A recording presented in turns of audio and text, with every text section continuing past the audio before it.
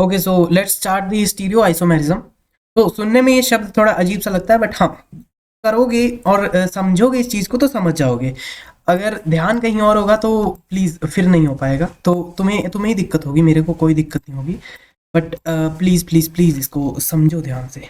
Okay, so cis and trans isomers, इससे पहले हमें थोड़ा सा पढ़ना पड़ेगा सिस एंड ट्रांस, क्योंकि इन चीज़ों के एप्लीकेशंस वहाँ लग जाते हैं। तो आपको याद होगा कि हमने मैग्नेटिक मूवमेंट पढ़ी थी पिछले चैप्टर में, केमिकल बॉन्डिंग में। तो वहाँ पे क्या होता था, यही कंपाउंड हमने लिया था, आई थिंक सो यही कंपाउंड लिया था, मुझे प्रॉपरली याद नहीं है। मैग्नेटिक मूवमेंट का आपको याद होगा कि ऐसे म्यू होती थी, हम कहते थे म्यू जीरो है या म्यू नॉन जीरो है, ऐसा कुछ होता था, आपको याद होगा। तो पहले याद करो म्यू जीरो कब होती थी। म्यू जीरो कब होती थी? तो म्यू जीरो तब होती थी जब दोनों तरफ से कंपाउंड खींच रहे होते थे एक कंपाउंड को। ऐसे नहीं समझाएगा तुम्हें। फॉर एग्जांपल, एक ए कंपाउंड है, इसको इधर से एक कंपाउंड खींच रहा है। फॉर एग्जांपल, इसको एक ए नाम का, ए भी क्या, वाई नाम का कोई कंपाउंड खींच रहा है, और यहाँ से एक्स खींच रहा है। ठीक है, तो दुनिया चाहे इधर से उधर हो जाए, यूनिवर्स पूरा खत्म हो जाएगा, पर y और x, पक्की बात कभी भी नहीं आप कह सकते कि y और x दोनों सेम है। y x कभी सेम नहीं होंगे जब तक उनकी, देखो, कोई चीज की प्रॉपर्टीज पूरी अलग है। फॉर एग्जांपल, आप यहाँ पे नाइट्रोजन लगा दो, हाँ, नाइट्रोजन, मैं पक्का नहीं कह रहा हूँ कि नाइट्रोजन ज्यादा खींचेगा ऑक्सीजन, बट जस्ट अपन एक समझने की चीज कर रहे हैं, समझ रहे हैं एक बारी। तो यहाँ पे कुछ, वहां नाइट्रोजन लग रखा है, यहाँ पे कुछ x लग रखा है। तो ऐसी चीजें काम करती है कि फॉर एग्जांपल आप एक्सपेरिमेंटली भी देख लो कि इसने इसको 10 न्यूटन से खींचा, और आप यहाँ भी कहो इसने इसको 10 न्यूटन से खींचा, पर कभी ऐसा नहीं होगा कि दो अलग अलग कंपाउंड सेम एनर्जी से खींच रहे हो। कभी नहीं होगा ऐसा, कभी भी नहीं होगा। कोई एक कंपाउंड होगा जो ज्यादा खींच रहा होगा। तो इससे हमें क्या समझ में आता है, तो यहाँ पे म्यू जो है वो not equal to zero, mu non zero हो जाती है। समझ गए? तो म्यू नॉन जीरो होने का यही मतलब था अपना। और अगर सेम कंपाउंड लग रखे, फॉर एग्जांपल यहाँ भी बी खींच रहा है इसको, ए को, और इस साइड भी ए को बी ही खींच रहा है। ओके, तो इसका इसका क्या मतलब, हम कहते थे कि बी एक इस साइड से इधर को खींच रहा है, एक बी जो है वो इस साइड से ऊपर को खींच रहा है। तो दोनों मिलके खींच रहे हैं एक ही पावर से, क्योंकि वो एक ही जैसे हैं, इस कारण से वो एक ही पावर जैसे खींच रहे हैं। तो यहाँ पे म्यू जीरो है, mu is equal to zero, क्योंकि वो जो लिक्विड होता था, आपको याद होगा, वो इधर फ्लो करने लग गया था। हमने पता करा क्यों करने लग गया, फिर पीटर डिवाई ने इसको डिस्कवर किया था, आपको याद होगा, मैंने अच्छे से बताया था इसके बारे में। ठीक है, तो आगे बढ़ते हैं। तो अभी उसी चीज का आगे थोड़ा सा एक्सटेंड करना है हमने उस चीज को। तो cis and trans isomers, cis and trans isomers, इसके बारे में हम थोड़ा समझते हैं। आइसोमर्स नहीं, कंपाउंड, आइसोमर्स नीचे आएंगे अभी। तो सिस ट्रांस कंपाउंड्स क्या होते हैं, थोड़ा थोड़ा इसको समझते हैं, एंड आप समझ जाओगे, बेसिकली समझ जाओगे, इतना कोई टफ काम नहीं है इसको समझना। तो ट्रांस आइसोमर्स क्या होते हैं? ट्रांस आइसोमर्स, पहले हम इसकी बात करते हैं, जिनकी म्यू जीरो होती है, mu is equal to zero, mu zero, mu zero. तो फॉर एग्जांपल, आप कोई एक कंपाउंड है ए नाम का, AgCl उसके साइड में लग रखा है, तो यहाँ भी एक AgCl, यहाँ भी एक AgCl। तो आप देख सकते हो इसको कि ये एक ही पावर से इसको खींचेगा। ठीक है, अगर ये 10 की पावर से खींच रहा है, एक ही पावर कहा है, एक ही पावर नहीं कहा है, तो अगर ये 10 जूल के हिसाब से खींच रहा होगा, तो ये भी 10 जूल के हिसाब से खींच रहा होगा। मैंने कोई भी उठा लिया 10-15 ऐसे ही, जस्ट तुम्हें समझाने के लिए। तो इसकी म्यू जीरो होगी, म्यू जीरो होगी। ठीक है, अगर म्यू जीरो होगी तो ये क्या होगा, तो ये क्या होगा, बता दो, बता दो, फटाफट बता दो मेरे को। तो ये ट्रांस हो जाएगा। समझ गए होगे, आई होप सो। बहुत ही आसान था, बहुत ही आसान था। और सिस क्या होता है, इसका उल्टा, जिसमें म्यू जो है, म्यू जो है वो नॉन जीरो होती है। बेसिकली सिंपल चीज है ये। तो आप कोई म्यू, किसकी नॉन जीरो, हाँ इसकी नॉन जीरो ना, आप इसको देखो, इसकी इसकी इसकी म्यू चेक करो, म्यू चेक करो फटाफट से।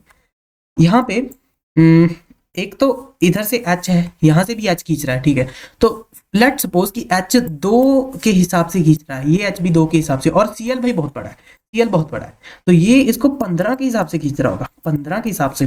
तो ये कंपाउंड जो है, लेट सपोज ये ऐसे पानी पानी की तरफ फ्लो कर रहा है नीचे। आप ऊपर बैठे हो, यहाँ से आप ना इसको, अरे कैसे बनता है, कुछ बना दे भाई, चलो छोड़ो, जो भी, मैंने, मेरे से नहीं बन रहा अभी, ड्राइंग अच्छी नहीं है अपने, क्या कर सकते हैं। यहाँ से कुछ वाटर ऐसे फ्लो हो रहा है, वाटर नहीं मतलब इसी कंपाउंड को लिक्विड फॉर्म में हम नीचे फ्लो करा रहे हैं, ठीक है।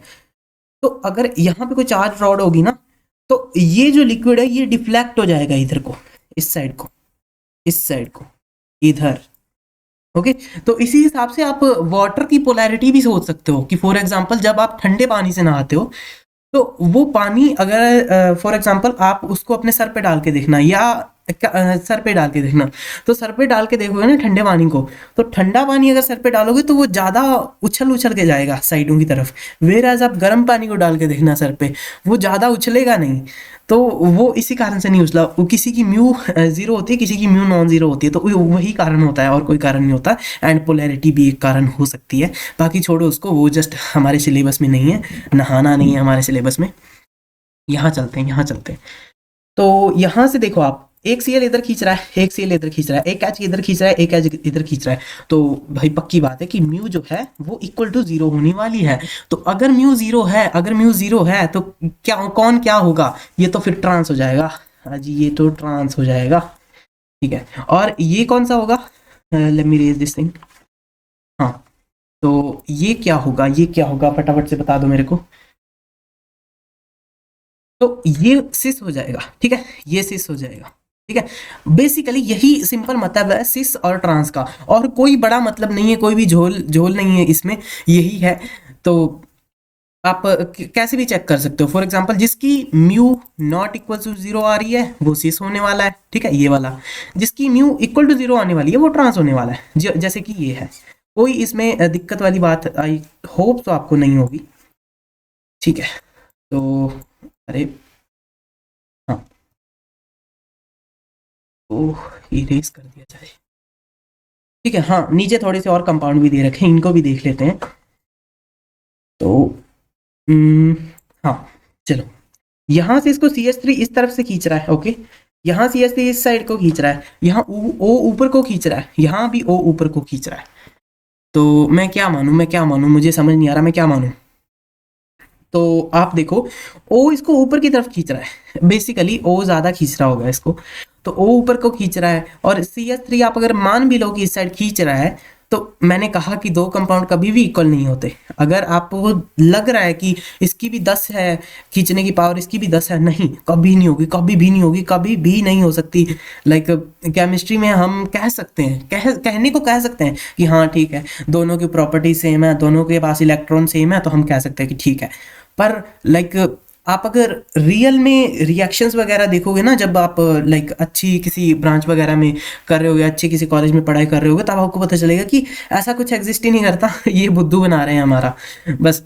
अभी नहीं, अभी उस चीज़ को समझोगे तो फिर वही है ना कि आप एग्जाम में दिक्कत कर जाओगे।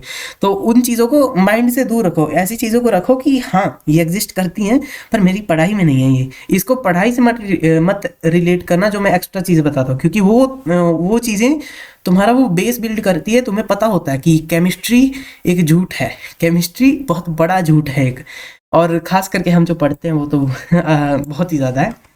बट हाँ, क्या कर सकते हैं, मज़ा भी तो इसी चीज़ में आता है ना, कि जब हम तुमको झूठ बताते हैं और बाद में कहते हैं ये तो ऐसे कुछ था ही नहीं, वो देखो प्रैंक हो गया, कैमरा लग रखा है।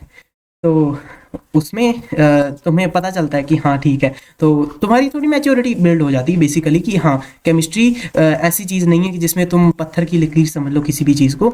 हर चीज़ डिफरेंट होती है। अगर तुम आज फॉर एग्जांपल तुम पढ़ रहे हो कि, अगर आप फोटो इलेक्ट्रिक इफेक्ट पढ़ा होगा तुमने कभी, तो उसमें वेव या पार्टिकल पे काफ़ी चर्चा होती है। इलेक्ट्रॉन वेव था, इलेक्ट्रॉन पार्टिकल था। सोचो कभी किसी टाइम पे, आज से नियरली 200 साल बाद या 20 साल बाद, मान लो 200 साल तक तो जिंदा भी नहीं रहने वाले हम लोग, तो 20 साल बाद पक्का हो जाता है कि इलेक्ट्रॉन वेव है या पार्टिकल है, या उसके भी बिना कुछ चीज़ है इलेक्ट्रॉन।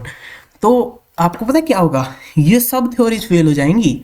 ये जो हम सिस पढ़ रहे हैं, ट्रांस पढ़ रहे हैं, आइसोमर पढ़ रहे हैं, ये केमिकल बॉन्डिंग जो हमने 25 घंटे पढ़ा है, ये सब फेल हो जाएगा। तो इसी कारण से वो दोनों चीजें को ही एग्जिस्ट माना जाता है कि हाँ ये भी सच है, ये भी सच है। असल में क्या सच है किसी को भी नहीं पता, ठीक है। तो मैं तो बहुत ऐसा एक्साइटेड हूँ आपको फिजिकल केमिस्ट्री का पहला चैप्टर पढ़ाने के लिए, बट अभी तो नहीं हो पाएगा वो, क्योंकि इसके बाद मेरे को ऑर्गेनिक शुरू करनी है। तो अजीब है वो आपको समझाऊंगा ना मैं कैसे, कि क्या चीज़ें होती है, तो ज़्यादा अच्छे से मज़ा आएगा उस चीज़ में।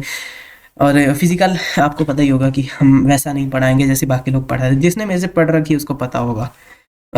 कोई एक दो हैं जिन्होंने पढ़ रखी है पर्सनली।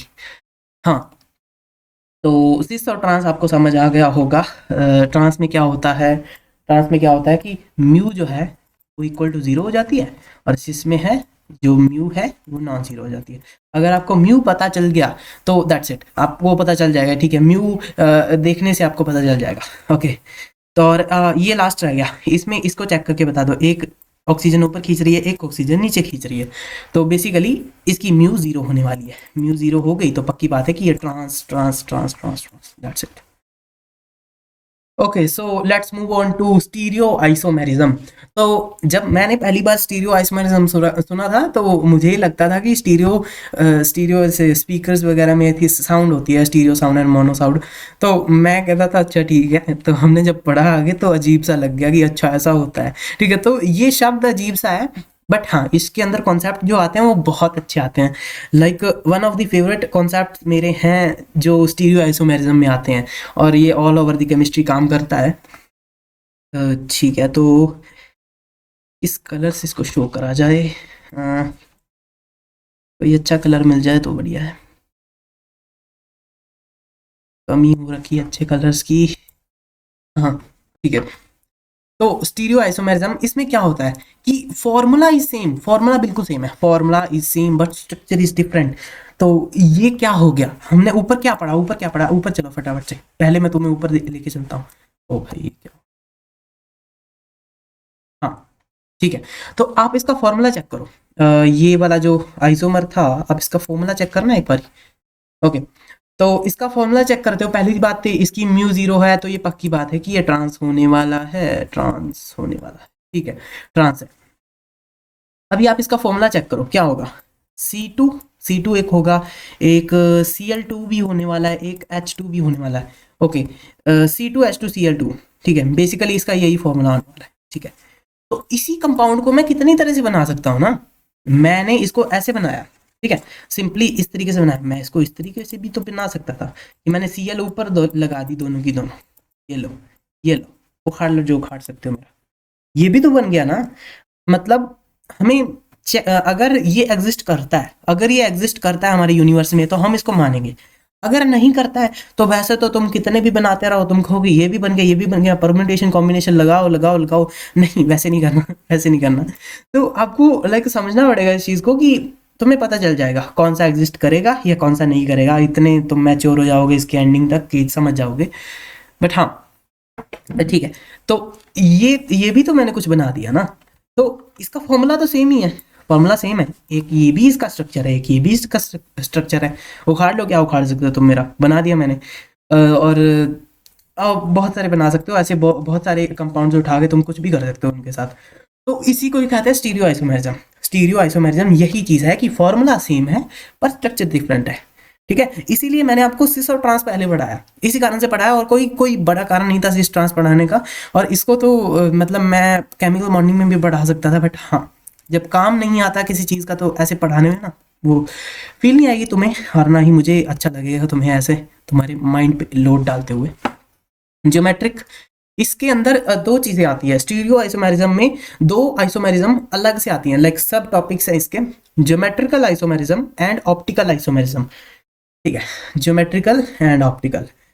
तो ज्योमेट्रिकल में क्या होता है, when a single molecule exist in two or more different shapes, वही सिस ट्रांस वाला फंडा लग रहा है इसमें भी। तो अभी आप सिस ट्रांस को भूल जाओ, पूरी तरह से भूल जाओ उसको, उसको अभी मत लाओ, बाद में देखेंगे उसको। When a single molecule exist in two or more different shapes, ठीक है, तो मैंने स्ट्रक्चर बनाए, मैंने ऊपर जैसे दो स्ट्रक्चर बनाए थे, तो मेरी मर्जी में कौन सा भी स्ट्रक्चर बना सकता हूँ। तो ऐसे तो फिर सब मिक्स हो जाएगा ना, क्योंकि कई बार होता है कि हम जस्ट एक कंपाउंड को इधर से उधर करते हैं। फॉर एग्जांपल पहले Cl ऊपर लग रखा था, मैंने कहीं से उठा कर इसको नीचे लगा दिया, दैट्स इट। इतनी सी चेंज के अंदर पता है क्या क्या हो जाएगा उसकी, कई बार होता है कंपाउंड पूरा का पूरा ही चेंज हो जाता है, उसकी प्रॉपर्टी चेंज, उसका कलर चेंज, उसकी लाइक अगर तुम उसको पकड़ते हो हाथ में उसका वेट भी चेंज हो सकता है। फॉर एग्जांपल अगर वो उड़ जाए कहीं पे, मेरा मतलब कि अगर तो आप उसको हीट पे रख रहे हो और एक कंपाउंड है सेम उसी चीज का, उसको तुम हीट कर रहे हो, वो इतना ज्यादा नहीं वेपराइज होगा जितना कि एक दूसरा कंपाउंड हो जाएगा जिसको तुमने चेंज कर रखा था। मॉलिक्यूलर फॉर्मूला दोनों का सेम है, पर दिक्कत आ गई। कैसे दिक्कत आ गई? तो वही दिक्कत को हमें समझना है इस चीज को। तो वो जो फॉर एग्जाम्पल मैंने दो स्ट्रक्चर बना दिए, अभी मुझे पता है कि दोनों अलग अलग तरीके से रिएक्ट करते हैं। फॉर एग्जाम्पल अगर एक है जिसको मैं मरकरी में डाल देता हूँ और वो मरकरी में अच्छे से मरकरी के साथ रिएक्ट कर लेता है, और दूसरा है उसी सेम का, मतलब उसमें भी दो कार्बन है, दो हाइड्रोजन है, दो क्लोरीन है, फिर भी वो अलग तरह से रिएक्ट करता है।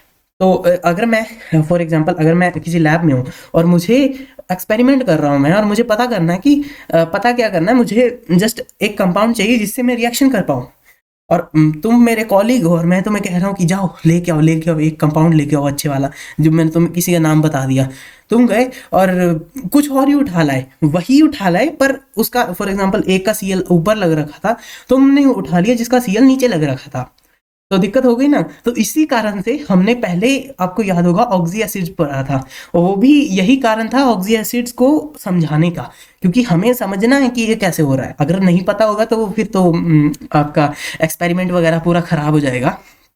तो ये भी उसी तरीके का काम है कि आपको पता होना चाहिए कि ज्योमेट्रिक है, ठीक है ज्योमेट्रिक है, पर ये सिस और ट्रांस में अलग अलग हो सकता है। तो आपको समझ आ रहा होगा, बेसिकली आपको छोटा छोटा समझ आ गया होगा, आपके माइंड में वो चीज़ डाल दी मैंने कि क्या क्या होता है ये, ठीक है।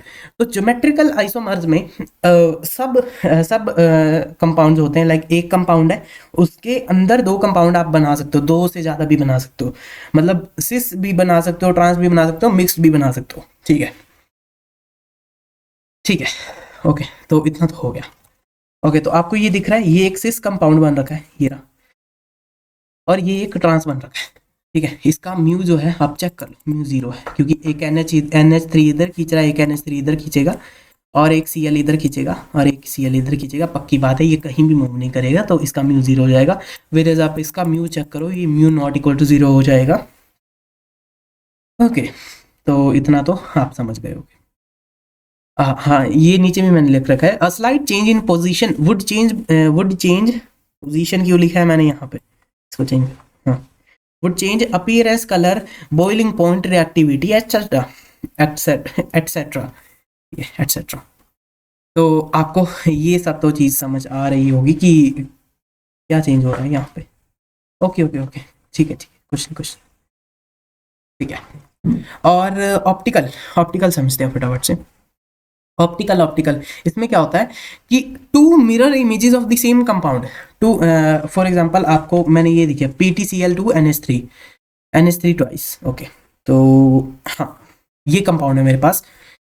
तो पहली बात, मेरे को जैसे ये कंपाउंड मिला, इसका मैंने क्या कर दिया, मैंने इसका मिरर इमेज बना दिया। जैसे ऐसे ही मैं वेला बैठा था, मेरे पास एक मिरर पड़ा था, मैंने इसका मिरर इमेज बनाया, तो ये रहा इसका मिरर इमेज, ठीक है, कोई दिक्कत नहीं, मिरर इमेज बन गया। And they don't superimpose themselves. आप किन चीज़ों को कोऑर्डिनेशन ऑप्टिकल आइसोमेरिज्म कहोगे, आइसोमर्स कहोगे, ऑप्टिकल आइसोमर्स कब कहोगे और ज्योमेट्रिक कब कहोगे? पहली बात तो ये आती है, ओके। तो फॉर एग्जांपल मेरे पास PtCl2 NH3 ट्वाइस था, मैंने इसका एक कंपाउंड देखा, ठीक है, ये मैंने इसका एक कंपाउंड देखा, मैंने इसके आगे मिरर रखा, जिसके कारण इसका और एक और कंपाउंड बन गया। यार मिरर तो जस्ट तुम्हें ऐसे मतलब समझाने के लिए है, ये तो दोनों एक डिस्क्रीट कंपाउंड्स थे जो हमने लाइक एक जैसे मिले हमें, ये हमें नेचर में एक जैसे मिले, एक जैसे थे, मतलब इनका मॉलिक्यूलर फॉर्मूला तो बिल्कुल ही सेम था, पर इनका कलर अपीयरेंस वगैरह रिएक्टिविटी वगैरह डिफरेंट थी, पर ये दिख सेम रहे थे। तो इसी कारण से हमने इनको कहा कि इन जैसों को कैटेगराइज कर दिया कि ठीक है ये ऑप्टिकल आइसोमर्स होते हैं। आप आइसोमर्स को अच्छे से पढ़ोगे ना तो आपको समझ आएगा कि कैसे कैसे हमने कैसे कैसे कैटेगराइज कर रखा है, ओके। तो ठीक है, and they don't superimpose themselves. तो सुपर इम्पोज का क्या मतलब है? सुपर इम्पोज का मतलब है कि आपको सुपर इम्पोज हम बस दिखाते हैं यहाँ पे, ठीक है। तो फॉर एग्जांपल ये रहा, अरे बन जा, हाँ ठीक है, ये रहा एक पढ़ने वाला बच्चा, ओके। रहा होगा कहीं पे, हमें क्या है, और कहाँ गई मेरी टूल, कहाँ गया मेरा बेहतरीन टूल, हाँ ये रहा एक पढ़ने वाला बच्चा।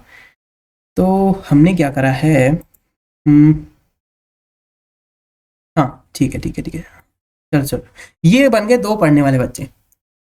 Okay okay okay. Super impossible का क्या मतलब है कि फॉर एग्जाम्पल ये दो बच्चे हैं, ये दो बच्चे हैं, ये एक दूसरे के ऊपर सुपर इम्पोज कैसे हो सकते हैं? सुपर इम्पोज अगर मैंने एक बच्चे को एक बच्चे के ऊपर रख दिया तो पता ही नहीं चलेगा दो बच्चे हैं एक बच्चा है।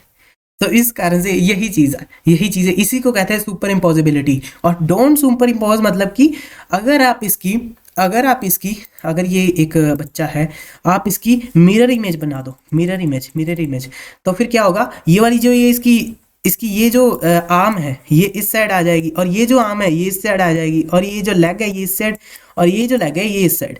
ठीक है, थोड़ा सा आपको समझ आ रहा होगा मैं क्या कहने की कोशिश कर रहा हूँ। तो इसको आई थिंक सो हम थोड़ा सा बना सकते हैं, अगर आपको समझ आ गया तो। ये छोटी आर्म इधर, थोड़ी बड़ी आर्म इधर, वैसे ही ये ऐसे लेग इधर है, जो भी है हमने मिरर लगा दिया, ठीक है बेसिकली।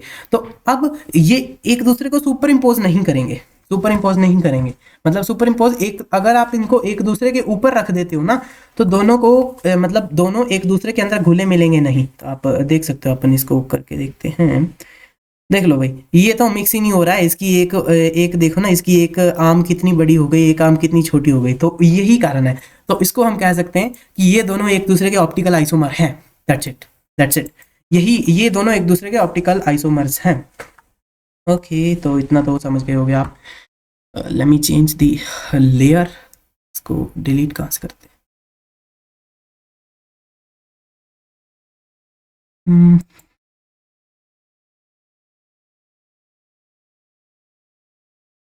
हाँ हाँ ठीक है ठीक है, हो गई हो गई, ठीक है ठीक है, हो गई हो गई। हम्म, तो आपको ये सब तो समझ आ गया होगा कि जो जो लाइक आपको समझाने की कोशिश कर रहा हूँ ना, बाकी हम कंपाउंड्स देखेंगे उसमें ज़्यादा अच्छे से समझ आएगा। ये तो जस्ट वही है कि थ्योरी बनाने का क्या ही फ़ायदा, और ज़्यादा क्वेश्चन क्वेश्चन मत किया करो कि क्वेश्चन नहीं करा रहे, क्वेश्चन नहीं करा रहे, क्वेश्चन नहीं करा रहे। पता क्या है क्वेश्चन का, अगर मतलब तुम किसी और कोचिंग में जाओ, वहाँ पे बहुत सारे क्वेश्चन करा रहे, तो वो पता है क्या है, तुम्हें क्वेश्चन कराते हैं और आसान से क्वेश्चन करा देते हैं, और वो छोटा सा डोपामिन हिट मिल जाता है तुम्हें कि हाँ मैंने क्वेश्चन कर लिया, मेरा जो मैंने पढ़ा था वो सफल हो गया। पर वही है कि तुम वो छोटे छोटे क्वेश्चंस में ही पड़े रह जाते हो। जब तुम्हें बड़ा क्वेश्चन दिखाता है कोई टीचर, तो भाग जाते हैं बच्चे। आपने यूट्यूब की वॉचिंग्स भी देखी होंगी, वो भाग जाते हैं बच्चे वहाँ से। क्यों भाग जाते हैं? क्योंकि वही है, किसी को मेहनत करनी नहीं है। और वैसी बात है कि टीचर्स में भी वही है कि शुरुआत में बच्चों को इतना वो बनाया नहीं जाता काबिल कि हाँ तुम किसी भी चीज़ को देखो तो उससे भिड़ सको। तो वही चीज़ है। चल छोड़ो, हम तो बात कर रहे हैं अभी ज्योमेट्रिकल आइसोमर्स के बारे में। ऑप्टिकल के बारे में बाद में बात करेंगे। तो ज्योमेट्रिकल आइसोमर्स में इसमें इसकी फॉर एग्जांपल मैंने ये सब चीज़ें क्यों आई हैं यहाँ पे, आपको पहले मैं ये समझा दूँ। ओके ठीक है ठीक है। तो ज्योमेट्रिकल आइसोमर्स स्क्वायर प्लेनर में एग्जिस्ट करते हैं। स्क्वायर प्लेनर कैसे होता है? इस तरीके से होता है, बस यहाँ पे बीच में एक मेटल होता है, दैट्स इट। इसको, इस शेप को कहते हैं स्क्वायर प्लेनर। ठीक है, इस शेप को कहते हैं स्क्वायर प्लेनर। ओके, तो यहाँ पे बीच में एक मेटल होता है। आपको हर बारी मेटल मैं नहीं बनाने वाला, तो यही बस तुम्हें दिखेगा कि हाँ ठीक है, जहाँ पे ये लोग यहाँ पे कोलाइड कर रहे हैं, यहाँ पे पक्की बात है एक मेटल पड़ा होगा, और समझ जाओगे तुम, पढ़ते पढ़ते समझ जाओगे।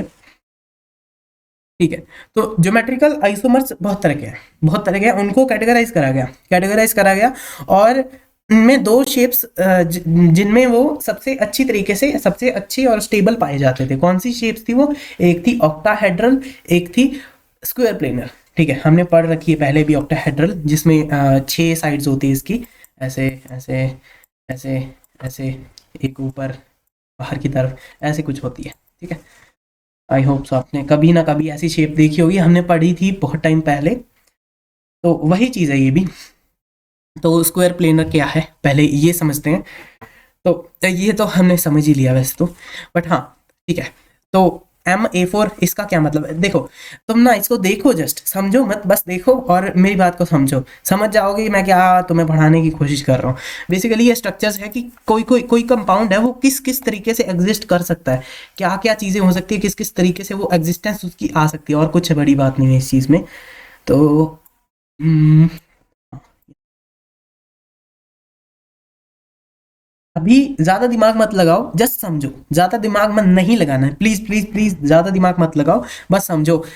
शुरुआत में क्या करते हैं हम ज्यादा दिमाग लगा देते हैं, तो वो दिक्कत हो जाती है ऐसे कंसेप्ट में, तो खास करके क्योंकि ये वही दिमाग को घुमा सकता है तुम्हारे आसान से। ठीक है, तो एम ई फोर का क्या मतलब है? एक तो मेटल पड़ा है, ठीक है, मेटल के साथ चार लाइगेंड लग रखे हैं, उसने ये कहा है। ए फोर का क्या मतलब है कि चार लाइगेंड एक ही जैसे हैं, ए फोर यानी कि एक ए है, एक ए है, एक ए है, एक ए है, तो ये चारों ए एक ही जैसे हैं। यहाँ पे इसका क्या मतलब है? ए3 और बी, यानी कि तीन तो ए है जो एक जैसे हैं। फॉर एग्जाम्पल आप सीओ को उठा लो, तीन सीओ लग रखे हैं और एक NH3 लग रखा है, दैट्स इट। ऐसे ऐसे ऐसे समझो इस चीज को।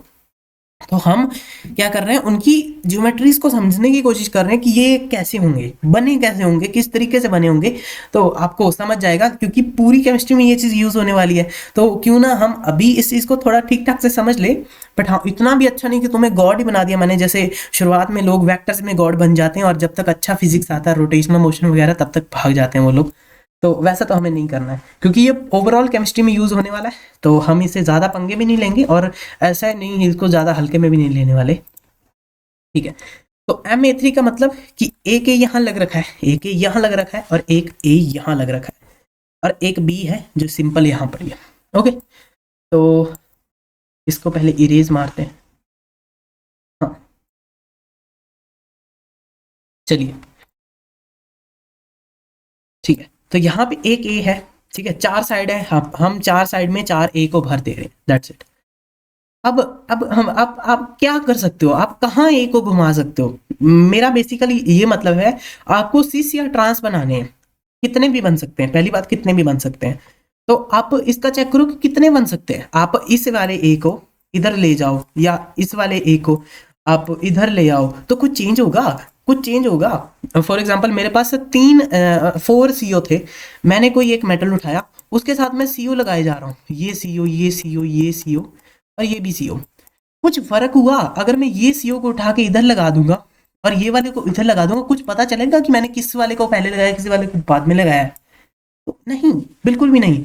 तो बेसिकली आपका एक ही पॉसिबल स्ट्रक्चर बनेगा इस तरीके का एम ए फोर में आपका एक ही पॉसिबल स्ट्रक्चर बनने वाला है, जिसमें एक ए यानी कि चारों के चारों साइड ए होंगे और वन पॉसिबल स्ट्रक्चर होगा, बेसिकली वन स्ट्रक्चर। ओके, अभी आप यहाँ पे देखो, थोड़ा थोड़ा ट्विस्ट आता जाएगा हर बारी, तो तुम ज़्यादा अच्छे से समझ पाओगे, क्योंकि अगर गेम हैक ही कर लिया तो फिर मज़ा क्या गेम खेलने का। चलो, ए थ्री फटाफट से मैंने तीन ए तो लगा दिए। इसके बाद उसने कहा एक बी पड़ा है मेरे पास, मैंने कहा ठीक है रख ले भाई, एक बी ले ले और क्या। ठीक है, तो अब ये क्या हो रहा है, एक ए है, ये जो एक तो ये ए लग रखा, और एक है ए है जिसके सामने बी लगी हुई है। ओके, तो पक्की बात है इनके अंदर थोड़ा बहुत रिपल्शन वगैरह कुछ ना कुछ चल रहा होगा, इनके अंदर कुछ ना कुछ लड़ाई वगैरह तो हो रही होगी। ओके, तो इतना तो आप समझ गए। पहले आप समझो समझो, जस्ट ज़्यादा दिमाग दौड़ाने की ना जरूरत नहीं है। ए एंड बी, ठीक है, तो आप सोच पा रहे हो कि अगर इसका कोई और स्ट्रक्चर होता तो ज़्यादा अच्छा बन पाता। कैसे कैसे हो पाता कि इसका एक और स्ट्रक्चर कैसे बना सकते हो आप? अब अभी तुम ये मत कहना कि मैं क्या करूँगा, एक बारी इस बी को यहाँ पुट कर दूंगा, एक बारी इस बी को यहाँ पुट कर देंगे और एक बारी इस बी को यहाँ पुट कर देंगे, हो गया अपना एक स्ट्रक्चर। नहीं, ऐसा कुछ नहीं होता है, क्योंकि वो कंपाउंड रिपीटेटिव हो जाएगा ना। बेसिकली ऐसा लगेगा कि तुमने कंपाउंड ओवरऑल पूरे कंपाउंड को उठा के इस साइड को रोटेट कर दिया, दैट्स इट, वैसा बन जाएगा वो। तो असल में आपको क्या करना है, इस चीज का मतलब क्या है कि हमें डिफरेंट डिफरेंट स्ट्रक्चर्स को बना के ऑब्जर्व करना है कि कितने स्ट्रक्चर बन पा रहे हैं किसी एक कंपाउंड के, जिसमें तीन लाइगेंड एक जैसे हैं पर एक लाइगेंड अलग है, बेसिकली ये मतलब है इस चीज का। तो मैंने एक ए रखा, एक और ए रखा, एक और ए रखा और यहाँ पे बी रख दी। ठीक है, तो अभी और कुछ सोचते हैं और क्या बन सकता है इसके अंदर, कि एक और इस बी को मैं कहाँ रखूं कि एक और अपीयरेंस आ जाए इस वाले कंपाउंड की। अभी इस वाले कंपाउंड का एक और पॉसिबल स्ट्रक्चर बन सकता है, तो वो क्या होने वाला है? बेसिकली अगर तुम ये सोच रहे हो कि मैं इस वाली बी को ना यहाँ हटा के यहाँ लगा सकता हूँ, यानी कि बी इसको यहाँ पे और ए यहाँ पे, तो ऐसा नहीं हो सकता। फिर वो लगेगा कि आपने इस कंपाउंड को ऐसे रोटेट कर दिया है जस्ट आपने कंपाउंड को इस तरफ से यहाँ से लेके यहाँ की तरफ रोटेट करा है, दैट्स इट। तो यहाँ पे जो बी था वो यहाँ चला गया और ए यहाँ आ गया, तो बेसिकली वो सेम कंपाउंड रहा। तो हमें वैसा तो कुछ करना नहीं है, ठीक है। तो क्या क्या कर सकते हैं और फिर क्या कर सकते हैं, तो आपको क्या करना पड़ेगा कि आप इस लाइन को देखो, ठीक है। लाइंस को देखो, जो रेड कलर की लाइन मैंने रेड नहीं येलो कलर की लाइन मैंने ड्रॉ कर रखी है ना, लाइन को देखो, जस्ट लाइंस को देखो। पहला कंपाउंड ये था, ठीक है। इसको बना सकते हो अगर आप बनाना है नोटबुक में, ठीक है। एक कंपाउंड तो बन गया, ठीक है। दूसरा कंपाउंड इस वाली लाइन पे तो नहीं बन सकता, ठीक है। अब ये वाली लाइन को देखो ना, ये वाली लाइन हमेशा ही वेकेंट थी, इस पे तो कभी भी एक भी बी नहीं मैंने दिया। तो मैं क्या सोच रहा हूँ कि मैं इस वाली लाइन पे एक बी दे दूं और बाकी बाकी साइड ए दे दूं, ठीक है, समझे। तो इसको इस साइड मैंने एक बी रख दिया, इस साइड रखो या इस साइड रखो, बात सेम है। यहाँ पे ए डालो, ए डालो और एक और ए डालो। तो बेसिकली दो पॉसिबल स्ट्रक्चर एक और मैंने बना दिया, दो पॉसिबल स्ट्रक्चर, और इसके बिना कोई स्ट्रक्चर में नहीं बनने वाला। Okay, next next next next चलिए, चलो। हाँ, M_A2B2, M_A2B2 यानी कि दो अलग तरह के लाइन है, दो अलग तरह के। तो मैं क्या करता हूँ, एक बार ये यहाँ रखा, एक ये यहाँ रखा, एक बी यहाँ रखा और एक बी यहाँ रखा, ठीक है। एक तो ये बन गया स्ट्रक्चर, ठीक है। पहला स्ट्रक्चर तो मैंने बना दिया। और कुछ बन सकता है क्या, और कुछ सोच सकते हो तुम? अब तुम ऐसे सोचो, अब तुम ऐसे सोचो एक और चीज कि ये दो ए तो मैंने यहाँ पे रख रखे हैं, एक ए यहाँ पड़ा, ठीक है, एक ए ये रहा, एक ए ये रहा। तो इनके अंदर डिस्टेंस देखो, ये थोड़ा सा ही है। और अगर तुम इस वाले ए को उठा के यहाँ फेंक दो, तो क्या डिस्टेंस बढ़ जाएगा, क्या डिस्टेंस में अंतर आएगा? और अगर डिस्टेंस में अंतर आ गया तो कंपाउंड तो चेंज हो जाएगा, इसकी ज्योमेट्री वही रहेगी, बट हाँ कलर वगैरह चेंज हो जाएगा। तो अगर ए यहाँ रख दिया तो मतलब बी और बी यहाँ रखना पड़ेगा। तो बेसिकली ये एक और कंपाउंड बन गया। पहले हमने क्या कंपाउंड बनाया था कि वो इस तरीके का था। इसको डिलीट करते, थोड़ा सा नीचे जाते हैं। हाँ, तो एक क्रॉस था और यहाँ भी ए था और यहाँ भी ए था, वेयर एज यहाँ बी था और यहाँ भी बी था, ठीक है। ये कुछ इस तरीके का कंपाउंड था। तो आप देख सकते हो यहाँ पे पहले कुछ अलग डिस्टेंस था, डिस्टेंस भी तुम छोड़ दो, तुम देखते ही बता सकते हो कि हाँ कंपाउंड तो वही अलग है, कंपाउंड अलग बना है बेसिकली, ठीक है। तो इसके दो पॉसिबल स्ट्रक्चर्स बन सकते हैं। आप लाइक थोड़ा टाइम दिमाग लगाओगे ना समझ जाओगे, क्योंकि इस पे शुरुआत में दिक्कत होती है, लाइक सभी को होती है, तुम अकेले नहीं हो। अगर तुम्हें हो रही है तो ऐसे खुद को विक्टिम मत बनाना कि हाँ मुझे हो रही है। अगर हो रही है तो सोच सकते हो, नहीं तो कोई दिक्कत नहीं है। फिर तो अगर समझ आ रहा है तो बढ़िया है, क्योंकि ज़्यादातर मेरे पे डिपेंड करता है कि मैं तुम्हें कैसे समझाता हूँ बेसिकली, ठीक है। और इन पे क्वेश्चंस आते हैं, तो थोड़ा ध्यान से करोगे तो हो जाएगा, ठीक है। नेक्स्ट है M_A2BC। इसकी थोड़ा सा मैं तुम्हें शॉर्ट ट्रिक बताऊं क्या, कि M_A2BC तो दो लाइनें हैं बेसिकली। तो आप दो लाइनों के लिए दो ब्रैकेट डाल दो, ठीक है। और A2 चल ठीक है, मैं एक बारी A2 यहाँ रख दिया और BC यहाँ रख दी, ठीक है। एक और कैसा स्ट्रक्चर बन सकता है, क्योंकि मैं दो लाइनें तो है ही मेरे पास, मैं एक बारी एक यहाँ रख दूंगा, एक यहाँ रख दूंगा और एक बी यहाँ रख लूंगा और एक बी यहाँ रख लूंगा, ठीक है। ऑर्डर मैटर नहीं करता है। अगर आप कहो कि एक और स्ट्रक्चर बना दूंगा जिसमें मैं बी पहले रख दूंगा और उसके बाद कहाँ गया मेरा पेन, हाँ बी पहले रख दूंगा और ए बाद में, फिर उसके बाद सी पहले और ए बाद में, तो ये तो सेम ही हो गए। अरे ये चेक करो, सेम ही है ये तो ऐसा कुछ नहीं करना है। फिर वो लगेगा कि कंपाउंड को रोटेट करा गया है, ठीक है। तो हमें रोटेट तो करना नहीं है, ठीक है, चीटिंग नहीं करनी है। तो इतना तो बन गया। और कुछ सोचो, और कुछ बना सकते हो क्या? ए बन गया, BC बन गया और ये भी बन गया और ये भी बन गया, ओके। हाँ, तो बेसिकली इसके दो पॉसिबल स्ट्रक्चर बन सकते हैं, यानी कि एक ए यहाँ, एक ए यहाँ और एक बारी BC यहाँ, ठीक है। एक ये बन गया, एक और स्ट्रक्चर बनेगा जी, एक और स्ट्रक्चर बनना ही होगा।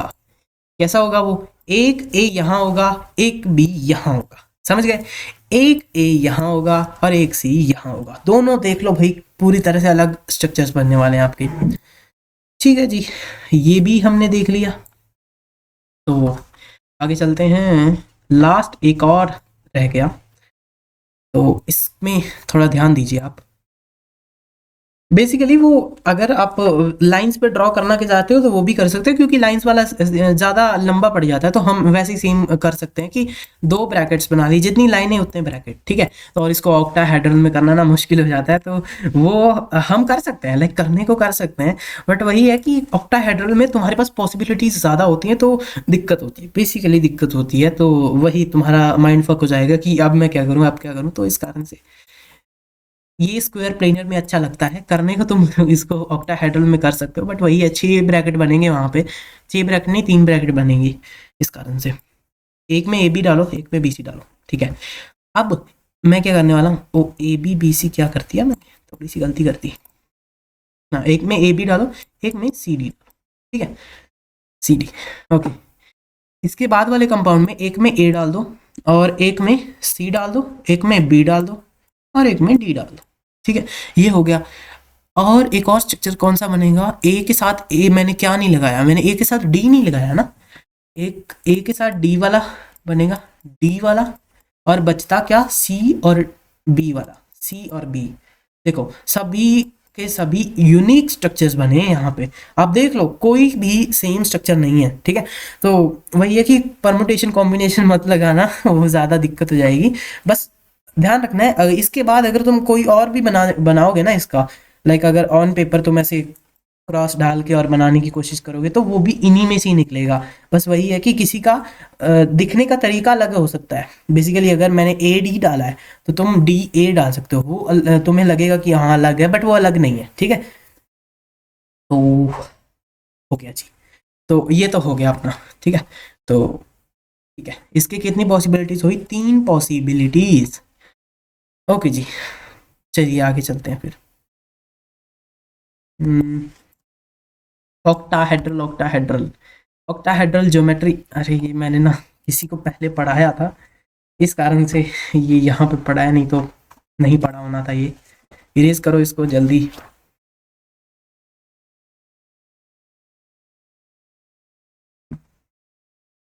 ठीक है, और भी है क्या नीचे, ओके चलो, कितना जूम देना है तेरे को, हाँ ठीक है। तो ऑक्टाहेड्रल ज्योमेट्री में क्या है, इसमें छः छः लाइनें होती हैं, ठीक है। अभी तुम्हें लग सकता है कि 6 लाइनें एक ही प्लेन में, नहीं नहीं नहीं, ऐसा नहीं है। आप ऐसे देख सकते हो इसको कि एक लाइन जो है, मेरा प्रोस्पेक्टिव वाला कहाँ चला गया, चल ठीक है, उससे नहीं पता नहीं चलेगा।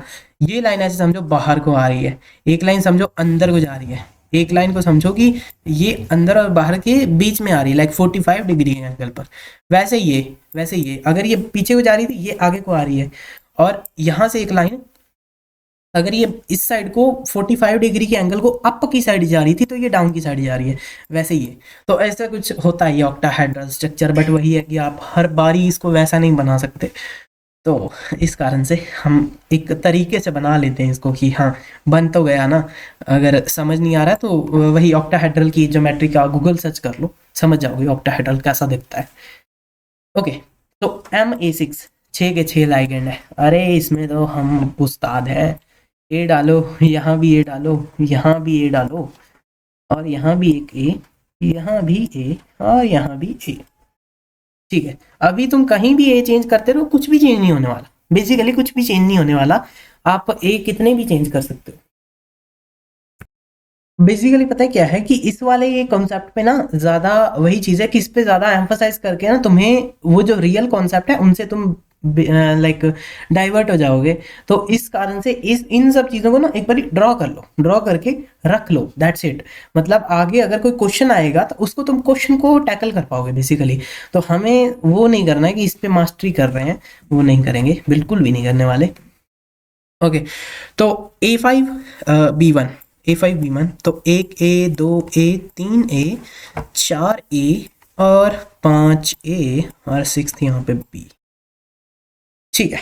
एक तो ये हो गया। अभी तुम कह सकते हो कि मैं बी को ना यहाँ डालना चाहूँगा, या मैं बी को यहाँ फेंकना चाहूँगा।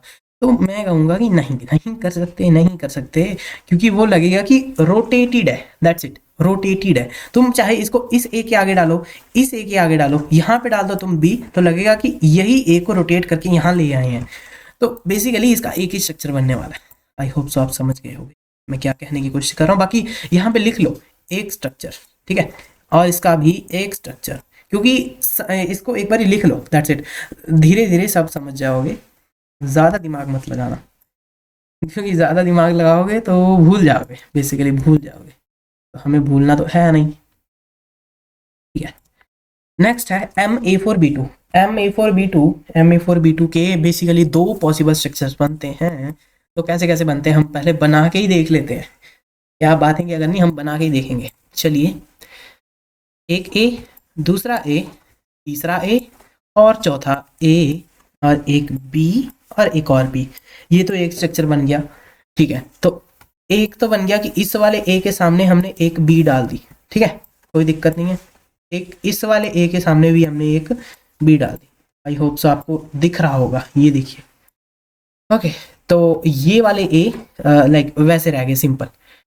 तो अगर आप इस वाले ए के सामने अगर ये वाली जो बी है इसको तुम उठा के यहाँ फेंक देते हो, तो वही लगेगा ना कि स्ट्रक्चर तो घुमाया हुआ है, स्ट्रक्चर तो घुमाया हुआ है, और हमें घुमाने वाला तो स्ट्रक्चर बनाना ही नहीं है, वही फिर तो चीटिंग हो जाएगी ना, चीटिंग हो जाएगी। तो हमें चीटिंग तो करनी नहीं है। तो क्या क्या हो सकता है फिर इसका, आप समझो इसको। पहला स्ट्रक्चर ये बन गया, ए ए ए, और चार ए, और एक बी। एक और स्ट्रक्चर बन सकता है, एक और बन सकता है। वो क्या होगा, देखो बी दोनों अलग अलग लाइंस के ऊपर लग रखी है।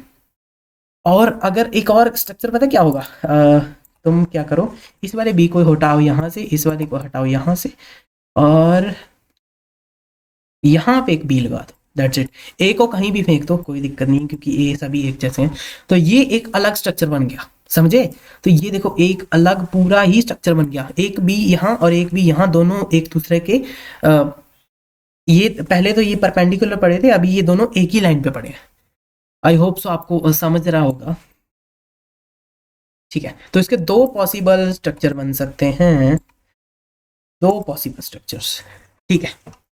नेक्स्ट है MA3B3। MA3B3 इसके पॉसिबल स्ट्रक्चर्स भी दो ही बनेंगे, दो ही बनेंगे। अरे कितनी अच्छी किस्मत है, दो ही बन रहे हैं, ज़्यादा बनेंगे तो ज़्यादा ज़्यादा काम करना पड़ेगा हमें।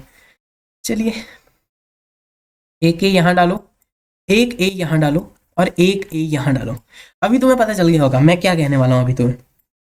एक बी मैंने यहाँ रख दिया, एक बी यहाँ रख दिया, एक बी यहाँ रख दिया, तो सभी लाइंस पे A B A B A B पड़ गया। पहला स्ट्रक्चर ये हो गया, ठीक है। और गैस कर लो भाई तुम, दूसरा स्ट्रक्चर क्या होने वाला है कि सभी लाइंस पे, हर एक लाइन पे एक साइड ए, दूसरी साइड भी ए, दूसरी साइड भी ए, और एक साइड भी ए।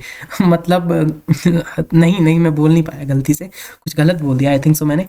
एक ए यहाँ पे और एक ए यहाँ पे, बस मैंने इतना बनाया तो स्ट्रक्चर चेंज हो गया, दैट्स इट। तो और एक ए तुम यहाँ रख लो, और एक बी यहाँ रख लो। देखो ये तो पुराने वाला ही है, ठीक है, ये तो पुराने वाला ही है, पिछले वाला अभी हमने जो बनाया उसी का ये एक पार्ट बन गया, क्योंकि वहां भी ए बी सामने सामने थे, पर अभी ए सामने में है बाकी सारी लाइनों में। तो यहाँ भी आप डाल सकते हो कि बी और बी, लीजिए एक और स्ट्रक्चर बन गया, ठीक है। तो ये थे इसके पॉसिबल स्ट्रक्चर्स। अभी तुम और कितने भी बनाओगे वो बस ऐसा ही लगेगा तुमने इन दोनों में से किसी एक को घुमा दिया है, दैट्स इट। घुमा दिया है, लाइक इस तरीके का, इस तरीके का, इसको पकड़ के, लाइक अगर हम कैमरे पे होते तो हम समझा पाते, तो छोड़ो उस चीज़ को, बट हाँ इस तरीके से कुछ होने वाला ही है। हाँ चलो, MA3B2C, MA3B2C, चलिए इसको चेक कर लेते हैं फटाफट से। हाँ अभी नीचे वो बड़े वाले स्ट्रक्चर्स आ रहे हैं, तो इनको इनको भी टैकल कर लेंगे, बट हाँ आपको बस अभी ये सब लिखना ही है, क्योंकि ज़्यादा स्ट्रक्चर्स बनाएंगे नहीं अभी हम इसके, ठीक है। MA3B2, MA3B2C, okay. और एक और कौन सा बचा है, MA3BCD, ओके। ओके तो first of all MA3B2C check कर लेते हैं, ठीक है। A3 यानी कि ए के तुम क्या करो, देखते ही ना सभी ए को डायगोनली लगा दिया करो, क्योंकि उससे थोड़ा सा वही पता चल जाएगा कि हाँ मैंने वो वाला स्टेप तो पूरा कर लिया है, ठीक है, जिसमें ये लोग सभी एक दूसरे के आसपास ही थे, ठीक है। हाँ, और अभी हम एक और शब्द को इंट्रोड्यूस करने वाले हैं, लाइक वो शब्द हम पहले भी पढ़ चुके हैं, बट हाँ, हम इसको इंट्रोड्यूस करते हैं अभी।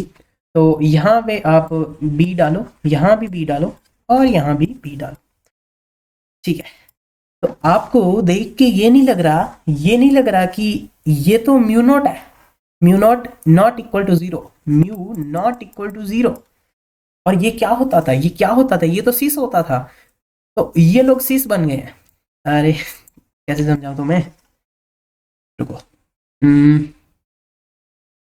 हाँ, तो पहला तो एक तो स्ट्रक्चर ये बन गया, ए, सभी ए अलग अलग लाइंस पे हैं और सभी बी भी अलग अलग लाइन पे हैं। तो अभी एक और स्ट्रक्चर क्या बनने वाला है, तुम गैस कर सकते हो, तुम गैसिंग में अच्छे हो सकते हो, तो पता होगा तुम्हें क्या बनने वाला है एक और स्ट्रक्चर, ठीक है। पहले आमने सामने ए बी थे, अब क्या करने वाले, आमने सामने ए डालते हैं, ए डालते हैं, और एक बी बी बी बी सामने सामने डालते हैं, बी बी बी सामने डालते हैं, और एक बचा कौन, एक ए बचा और एक सी बचा, इनको भी सामने डालते हैं। तो ये एक स्ट्रक्चर बन गया, ठीक है, एक तो ये बन गया। और एक और क्या बनाया था हमने, ऐसा कुछ था वो, हाँ, ए ए ए, एंड हाँ मैंने आई थिंक सो यहाँ पे ना बी ड्रॉ कर दिया था, यहाँ यहाँ पे मैंने बी ड्रॉ कर दिया था, तो उसके लिए आप थोड़ा सा कॉम्प्रोमाइज़ कीजिए। हाँ, तो बी बी और बी और सी, हाँ सी डालना था यहाँ पे। अब तुम यहाँ चेक करो, ये सी किसके आगे पड़ी है, ये तो ए के आगे पड़ी है, और इसका एक और स्ट्रक्चर मैं क्या बना सकता हूँ, ये एक और स्ट्रक्चर अभी तुम गैस कर सकते हो, मैं क्या करने वाला हूँ, एक और स्ट्रक्चर बनाने वाला हूँ जो लाइक सिंपल इसका अलग होगा, जिसके जो सी मतलब सी जो है वो बी के आगे पड़ी होगी, दैट्स इट, और बाकी सब सेम रहेगा, ए बी और B A, I think so सभी सब कुछ पूरा हो गया ना, 1 2 3, हो थोड़ी सी दिक्कत कर दी हमने, इसका चेंज करो थोड़ा, यहाँ पे ए डालो, हाँ अब ठीक है, अब ठीक है। तो ये एक और पॉसिबल स्ट्रक्चर बन गया इसका, तो ये इसके 3 पॉसिबल, अरे ये 3 है क्या है, हाँ, तो इसके 3 पॉसिबल स्ट्रक्चर बन गए, 3।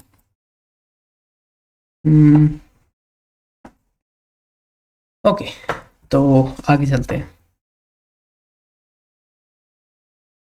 इसको जस्ट मैं फिर से बता रहा हूँ, ड्रॉ कर लो, दैट्स इट, इसके आगे और कुछ मत करना, ठीक है। यहाँ तक स्ट्रक्चर्स थे, जो यहाँ तक थे बहुत इंपॉर्टेंट थे, यहाँ तक जो हमने अभी तक करे हैं, 5 करे हैं ना, ये 5 बहुत इंपॉर्टेंट थे, बाकी नीचे वाले आप लाइक जब हमारा वो माइंडसेट एक अच्छे वाला माइंडसेट बिल्ड हो जाएगा ना, तो तब तक अच्छे से हो जाएंगे ये सब तो।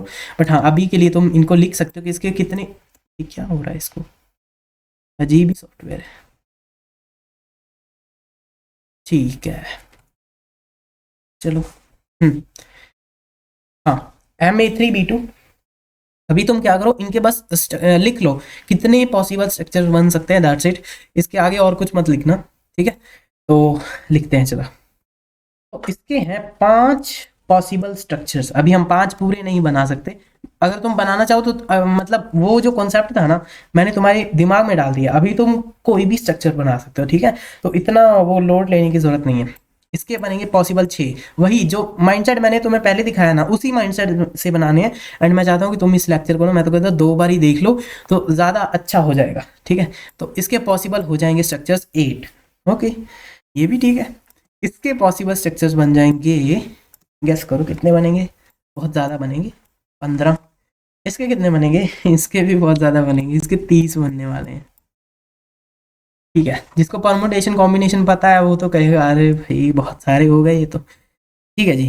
तो ये इतने सारे स्ट्रक्चर्स बन गए, ओके, सो इतने थे, ये सब थे पॉसिबल स्ट्रक्चर्स। तो इसके नेक्स्ट वाले लेक्चर में हम इन वाले स्ट्रक्चर्स में से पता करने वाले हैं कौन कितने इसके आइसोमेरिक स्ट्रक्चर बनते हैं, कितने इसके ज्योमेट्रिक स्ट्रक्चर्स बनते हैं, ठीक है। तो आइसोमेरिक स्ट्रक्चर्स गलत बोल दिया मैंने, geometric structures and optical structures कितने बनते हैं, तो उन पे भी हम थोड़ी सी स्टडी करेंगे, और आपको पता होना चाहिए कि ओ भाई क्या कर रहा हूँ, हाँ ठीक है। तो आपको थोड़ा थोड़ा पता चल गया होगा, अभी वो जो बेसिक आइडिया था ना वो तो पता चल ही गया होगा, तो आई होप सो कि आपको लाइक वो इस वाली चीज़ पे टीचर बहुत बहुत टाइम लगाते हैं, लाइक लग जाता है टीचर को 1 2 2 घंटे में पढ़ाते हैं ऐसी चीज़ों को। बट हाँ वही है कि वो लोग साथ में ड्रॉ भी करते हैं, तो यही कारण होता है कि मैं पहले ड्रॉ करके रखता हूँ ताकि मैं ज़्यादा चीज़ डिलीवर कर पाऊँ तुम्हें कम लेक्चर्स में। ओके, तो ये था हमारा इतना सा पॉसिबल स्ट्रक्चर्स वाला। इसके नेक्स्ट वाले लेक्चर में हम पता करने वाले हैं कि इन सभी पॉसिबल स्ट्रक्चर्स में से कितने ज्योमेट्रिक होने वाले हैं, कितने ऑप्टिकल होने वाले हैं। ऑप्टिकल मतलब उसका शीशा शीशा बनाए उसका, तो एक दूसरे के ऊपर चिपक ना जाए, वो अलग अलग रहें, वो ऑप्टिकल होते बेसिकली। तो हमने मिरर का नाम लिया तो इस कारण से हमने उसको ऑप्टिकल वगैरह कहा है। ठीक है, तो दैट्स इट, हम बढ़ते हैं आगे वाले लेक्चर में। ठीक है।